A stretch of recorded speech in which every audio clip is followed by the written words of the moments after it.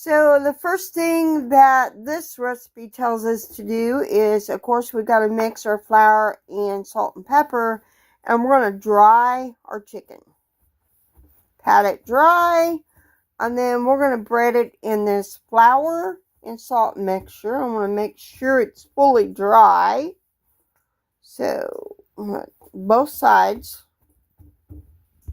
So, I'm melting some shortening in my skillet. The next thing we're going to do, we're going to brown our chicken.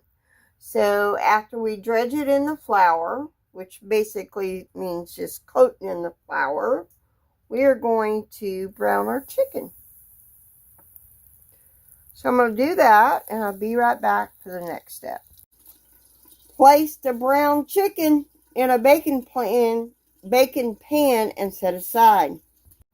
So in a saucepan, I got some sugar, going to add a chicken bouillon cube, going to add 1.25 cups of juice that I drained and water that I drained from pineapple, adding some soy sauce, adding some cornstarch and some ginger.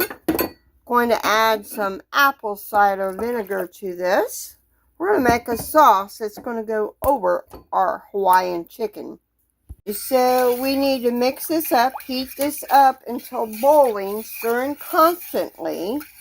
Then we're going to add 2 more ingredients. Yes, the pineapple and some green peppers that have been sliced into little strips. So, and I do have my oven preheating at 350 degrees. So I may or may not take some time off next week. Just a FYI, I will be back the following week. On the 15th is the anniversary of my mama's passing, so I may take that day off.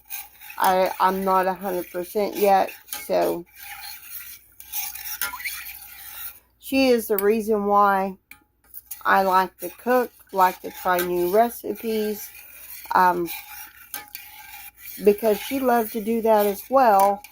And from my understanding, my grandma, her mama, loved to do it as well. So I do try new recipes, and getting recipes, collecting cookbooks, kind of get it honest with her. So I've added some green pepper and the pineapple that we had drained off. So now I'm going to take this sauce and I'm going to drain it and pour it over there, even though the recipe kind of confusing a little bit. But I'm going to pour it over the chicken and then I'm going to let it bake.